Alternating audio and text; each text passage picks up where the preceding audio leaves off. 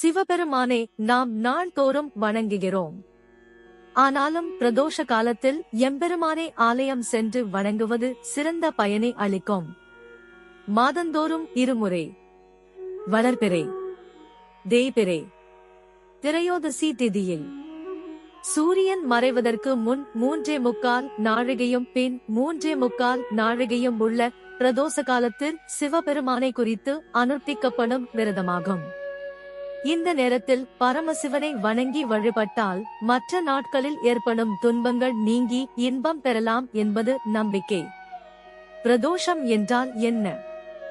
சிவபெருமான் ஆலகால விஷத்தை அருந்தி நீலகண்டனானது இந்த நேரத்தில்தான் செல்வத்திற்காக அசுரர்களும் தேவர்களும் போட்டி போட்டுக் கொண்டு பார்க்கடலை கடைந்த போது ஆலகாலம் எனும் விஷம் வெளிப்பட்டது. அதற்கு அஞ்சிய தேவர்களும் அசுரர்களும் சிவபெருமானின் தங்களை காக்கும்படி வேண்டினர். உயிர்களை காப்பாற்ற பரமசிவன் அந்த ஆலகால விஷத்தை உண்டார். தன் கணவரின் உடலில் விஷம் பரவுவதைக் கண்ட பார்வதி தேவி தன் கைகளால் கழுத்தினை இறுக பிடித்தார். இதனால் விஷம் சிவனின் நெஞ்சு குழியிலேயே நின்றுவிட்டதால் இறைவன் நீலகண்டனானார். இந்த நேரம்தான் பிரதோஷ காலம் என்று வணங்கப்படுகிறது.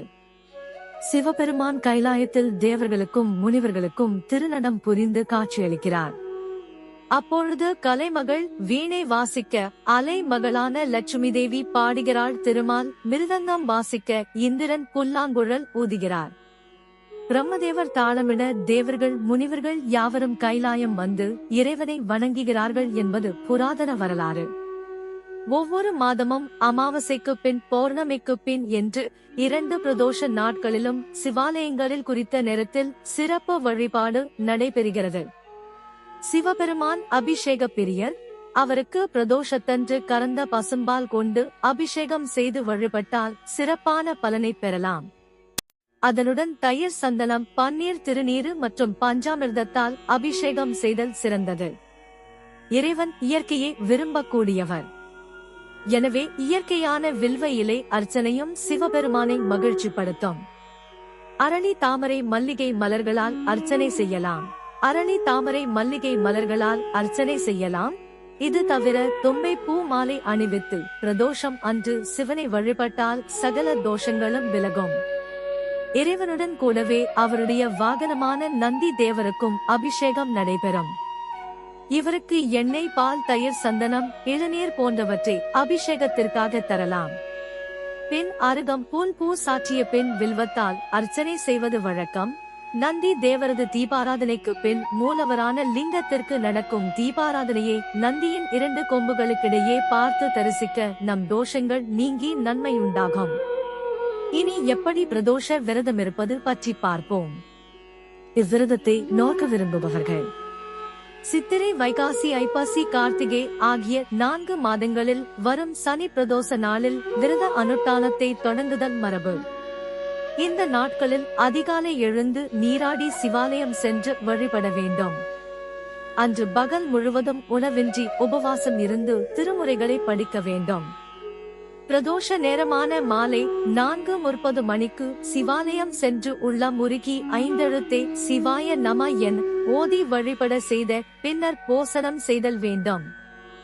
இப்படி 11 பிரதோஷங்கள் விரதம் இருந்து சிவனை வழிபட்டால் சிவனருள் கிடைக்கும். எல்லா பிரதோஷங்களையும் விட சனிக்கிழமை வரும் பிரதோஷம் சனி பிரதோஷம் என்று சிறப்பாக கூறப்படுகிறது. அதுவே கிருஷ்ணபட்சத்தில் தேய்பிறை சனிக்கிழமையில் வந்தால் மகா பிரதோஷம் என்று வழங்கப்படுகிறது.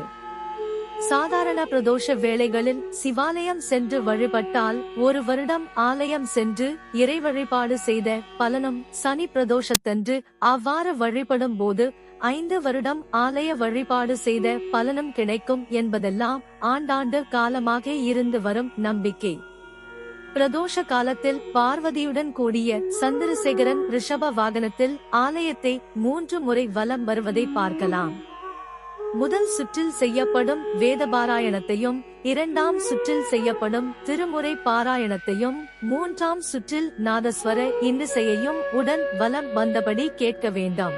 நமசிவாய என்ற 5 எழுத்து மந்திரத்தை ஓதியபடி பிரதோஷ காலத்தில் ஈசனை பிறையணிந்த பெருமானாக தேவியோடும் முருகனோடும் சோமாஸ்கந்த மூர்த்தியாக தரிசித்து கண்ணீர் மல்க வழிபாட்டால் வேறு புண்ணியம் செய்ய வேண்டுமோ? நீங்களும் சிவபெருமானின் அருளை பெற விரும்பினால் மேல் கூறியது போல் விரதத்தை மேற்கொண்டு பயன்களை பெறுங்கள். ஓம் நம சிவாய.